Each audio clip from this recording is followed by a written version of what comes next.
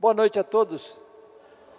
Queridos irmãos em Cristo, que Jesus nos abençoe nesta noite e que todos nós possamos receber tudo aquilo que viemos em busca.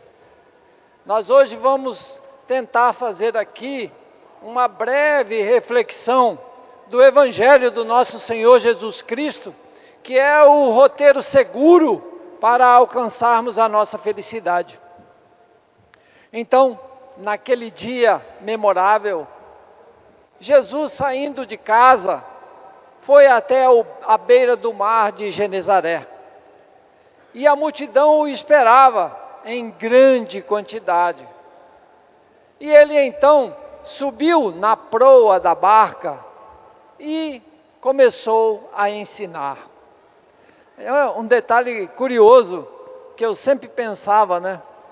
O mar de Genezaré, que é chamado Mar de Genezaré, é um mar de água doce. Na verdade, ele é o maior lago do mundo, né? Por conta do Rio Jordão. Ele é o maior lago do mundo. Então, ele dá uma extensão de 23 quilômetros de comprimento. E em algumas partes dá 13 quilômetros de largura, outras 11, mas na maioria fica nessa média. E eu sempre tinha uma curiosidade por ser mar, se tinha ondas. E uma amiga minha teve a felicidade de ir numa excursão para conhecer, e eu falei para ela, perceba se tem onda. Ela falou assim, Elvis, quando venta tem ondas forte, mas ele tem onda. Naquela época em que tudo era mais puro, deveria ter também.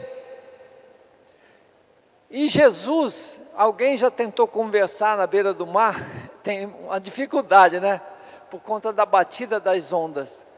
Jesus conseguia falar para a multidão, sem microfone, né? Sem alto-falante, sem megafone. Ele falava e todos ouviam. Não é curioso?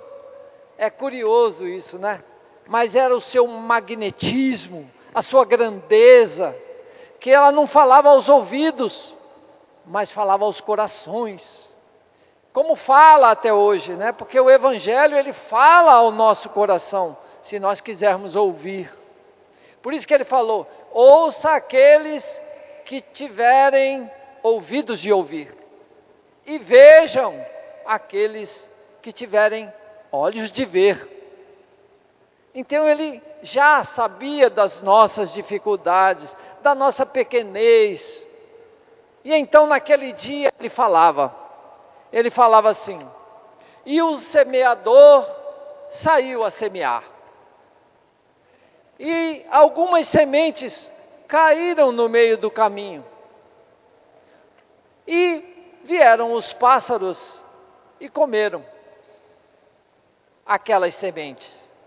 Outras caíram em solos pedregosos. E as sementes brotaram. Mas por não ter muita terra, as raízes não conseguiram se aprofundar. E logo veio o sol e matou aquela planta. Outras caíram em meio aos espinhos. E então ela germinou, cresceu, mas cresceu também os espinhos e a sufocou. E ela, sem força de crescer e suplantar aqueles espinhos, morreu. Mas outra parte das sementes caíram em solo fértil. E essas germinaram. E deram 30 para 1, 60 até 100 para 1. Cada semente. É interessante essa questão da semente, né? A gente vê uma semente de laranja. Já fizeram um teste com a do trigo, que acharam uma semente já aí, segundo os arqueólogos, com idade de 2000 anos. Botaram para germinar e ela germinou. Então, é como Kardec falava, que o espírito, ele guarda tudo, a semente também. Você pode dizer que uma semente é uma laranja? Uma semente de laranja, claro? Não. Pode dizer que ela é uma laranjeira? Não. Mas ela pode ser laranjeira e laranja? Pode, é só germinar. Nós vamos ter aí a laranjeira e a laranja. O quanto que vai dar, depende do solo. Não é?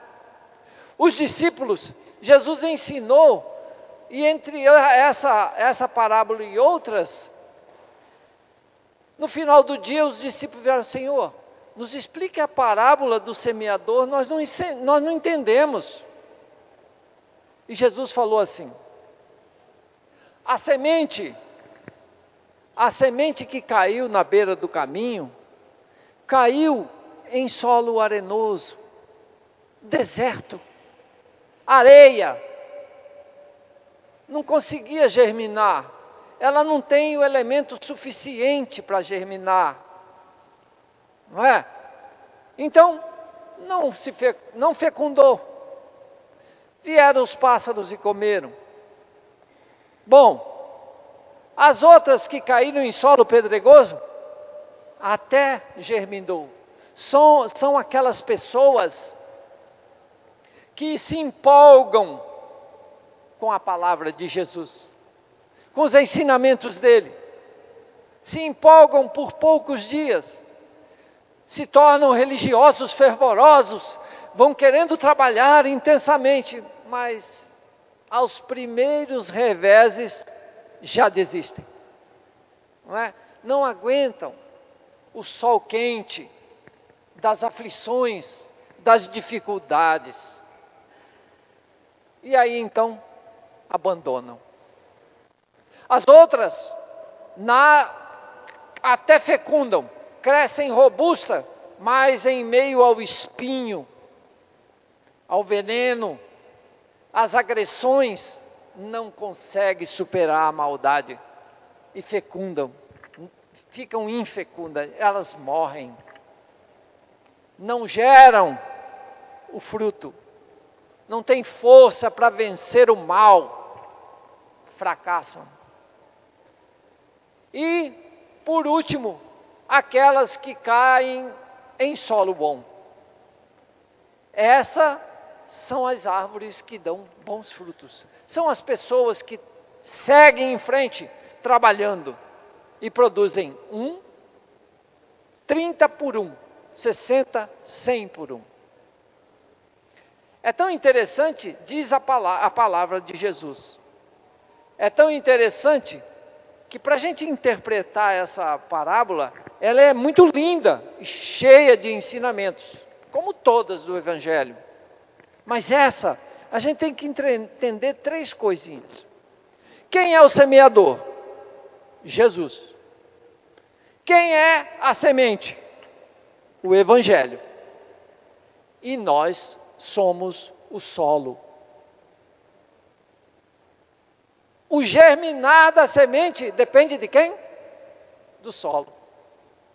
Se ele estiver preparado, ela vai germinar. Se não estiver, se estiver mais ou menos, vai ser como aquela que nasce no pedregulho. Ela até brota, mas ela não tem força. Eu sempre fico impressionado, às vezes você vê numa calçada assim, aquela plantinha que sai lá no canto, você fala: onde que ela arrumou areia? Não é? Onde que ela arrumou? Mas ela tem uma raiz profunda, ela vai seguindo até achar a terra. E ela cresce ali, e não morre fácil. Essa é aquela que vence os espinhos, vence todas as contrariedades e segue em frente. Não é? Então, a primeira, que o solo é árido, são aquelas pessoas que estão longe de compreender qualquer coisa.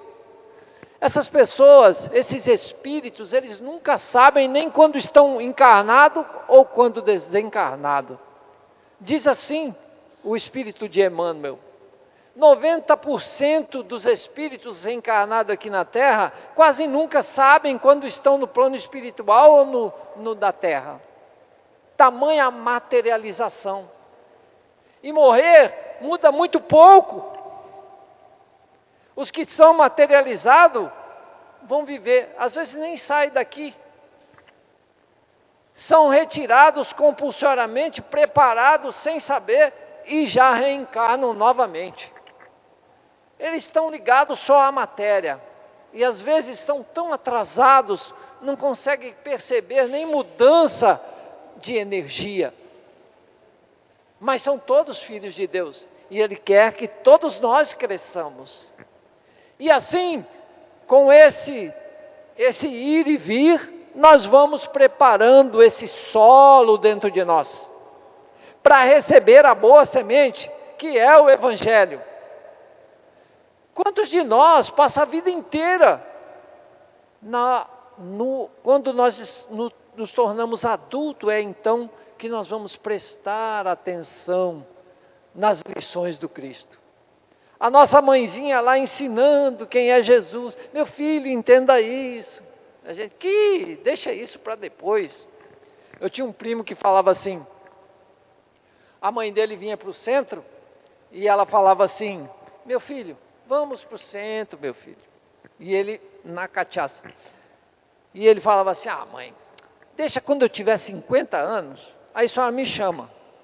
Aí eu vou. Falava ironizando. Pois é, ele não completou 50. Ele não conseguiu ir ao centro. Então, e ela contava isso com tristeza, claro. Porque ela falava: puxa, ele poderia ter saído daqui tão melhor.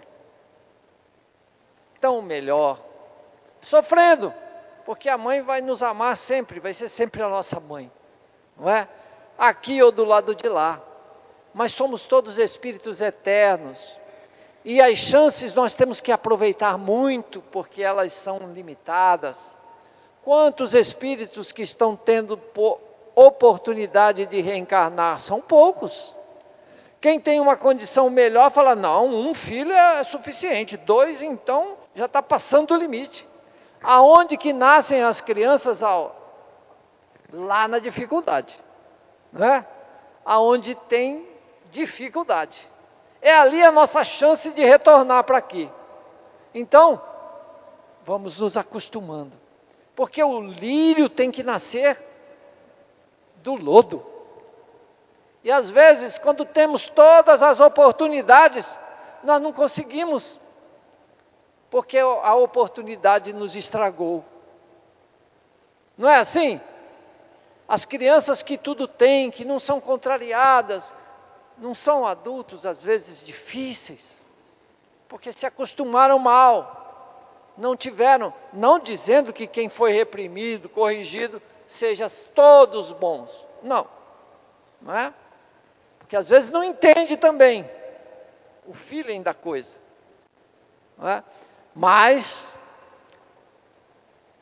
nós temos que nos esforçar para crescer, para sermos um solo fértil, aonde cai a boa semente e ela cresce, e ela germine.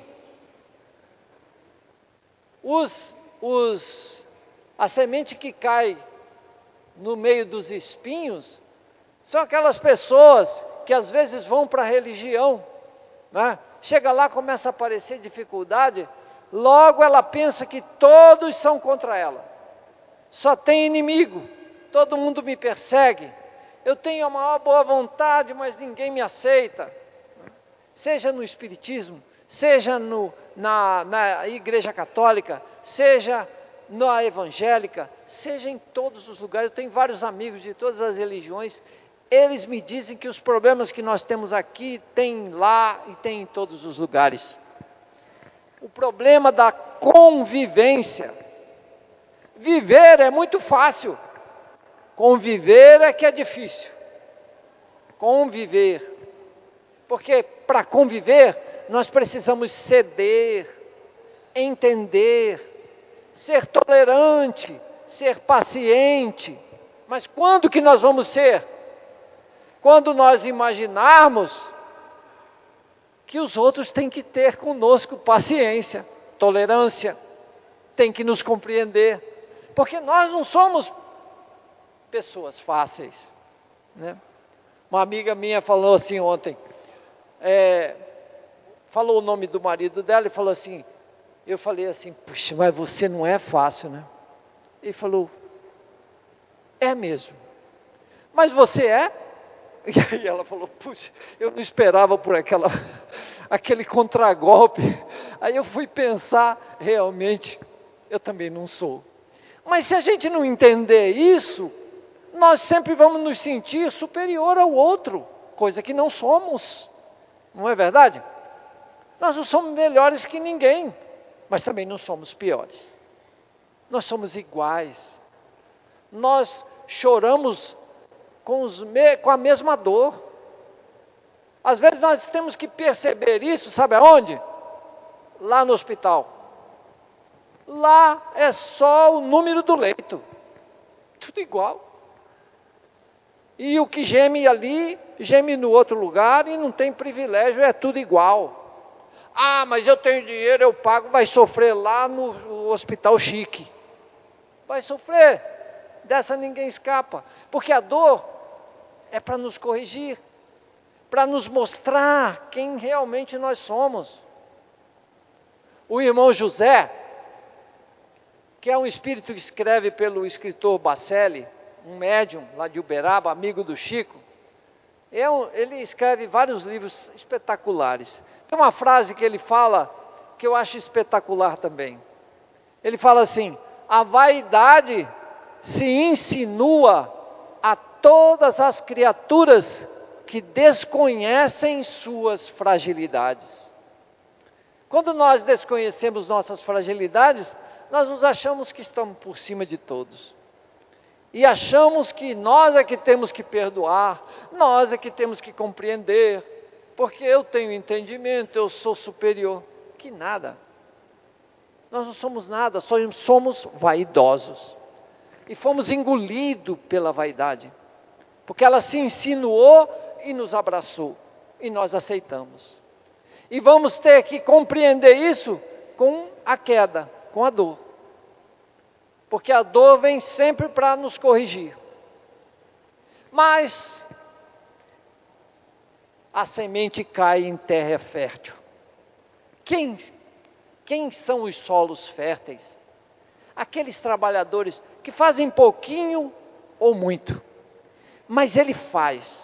Ele entendeu o que ele está fazendo aqui na terra. Ah, ele só cuida da família. Beleza, mas ele faz o melhor pela família. Ah, mas ele só cuida das coisas dele. Mas ele procura trilhar no caminho correto, moralizado. Ele não procura enganar ninguém, né? Não quer fazer mal a ninguém. Faz o feijão com arroz, mas faz o certo. Não é? Ah, mas há outros. Eu digo que esses, eles dão uma semente que é 1 para 1, já não está bom? Quase sempre quando a gente vem para cá, a gente fica devendo. Vem aqui e só toma a semente dos outros. Não é? Ficamos devendo.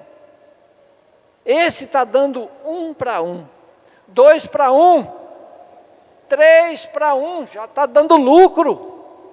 Já estamos fazendo um pouquinho, mas o pouquinho com Deus é muito. Ele sabe valorizar. Ele sabe valorizar a nossa boa intenção. Ainda que seja pouco, é muito. Temos que persistir no bem, porque é o bem que é a nossa maior segurança, é a nossa poupança no céu. É o bem que vai nos livrar daquele acerto de conta que nós ficamos devendo. Mas você fez o bem aqui, meu filho, vamos lá, vamos acertar isso. Volta lá. Não é? Mas há aqueles outros que dão 30 por 1, 60 por 1. E isso nós vamos tratar aí de uma irmã Dulce, de um Chico Xavier, 100 por 1. Se você falar que o Chico deu 100 por 1, ele vai negar de joelho, não é? Porque os grandes nunca se valorizam, eles sempre acham que podiam fazer mais.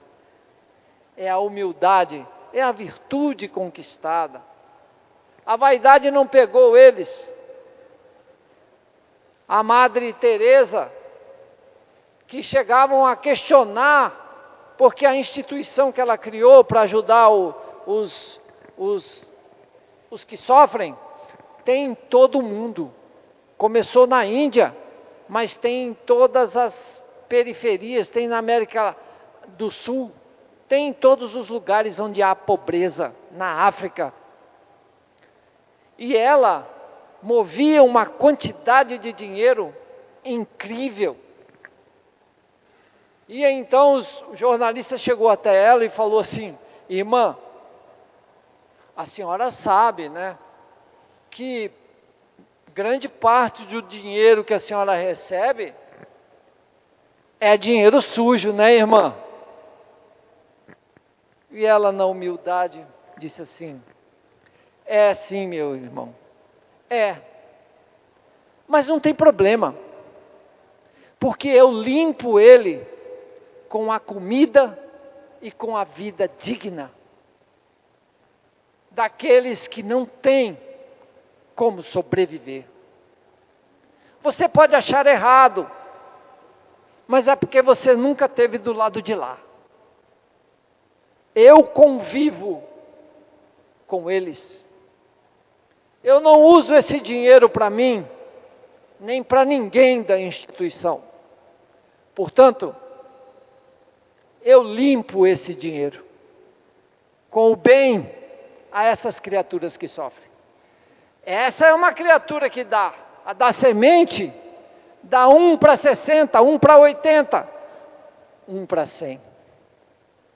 São Francisco de Assis, que nem se vestia direito. A Madre Teresa, ela era sempre visitada por equipes, né? Pessoas importantes. E um dia ela estava lá na África, na instituição dela, e uma porção de gente entrevistando, e ela não parava de trabalhar para responder, não. Ela falou: vamos conversando aqui, ia andando pelo caminho, olhando o serviço e tal. De repente ela passou numa viela, viu um monte de lixo, ela parou. E tinha médicos, pessoas jornalistas, pessoas importantes no meio daquela equipe. E estavam conversando normal, de repente ela parou, estacou, e eles falaram: ué, o que será que aconteceu com a irmã? Ela ficou quieta. Partiu numa velocidade para um monte de lixo, um lixo acumulado assim na beira de uma parede, e ela foi revirando, tirando. Esses caras falaram assim: mas irmã, o que você está fazendo aí? E ela foi tirando papel, lata, madeira, pedaço de coisa. Quando viu, tinha um cara lá dentro, semi-morto, mal respirava. Ela já chamando a equipe: me ajuda aqui, me ajuda aqui. Foi e começou a puxar o camarada. O cara mal respirava, estava. Daí ela puxou ali, já botou na maca: leva lá que eu já vou atender. E aí os jornalistas e os médicos falaram assim: irmã, eu mexo com isso, e pelo que eu estou vendo, ele não vai sobreviver. Não tem condições, irmã. O cara era corioso, mal respirava, desidratado, faminto, sem ar, mas ainda respirava. Irmã, ele está morto. Ela falou assim: não, não está não. mas ele vai morrer com dignidade. E saiu. Chegou lá, já estavam limpando ele, passando pano, ela pegou, botou ele no colo, água em conta-gota, ela molhava, pegava o conta-gota no copo, deitava a cabeça dele no braço, botou uma gaze aqui, e ia pingando no lábio, devagarinho, tá? Devagarinho. E ele então ia melhorando a respiração.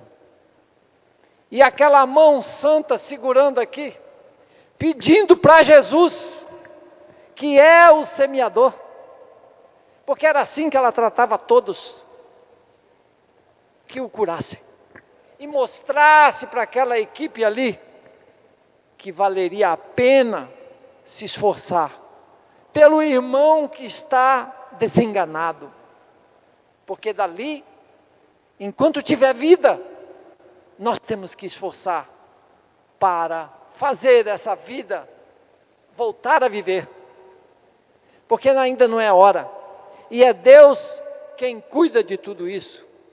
Não pode faltar esperança para nós, quando tivermos Jesus.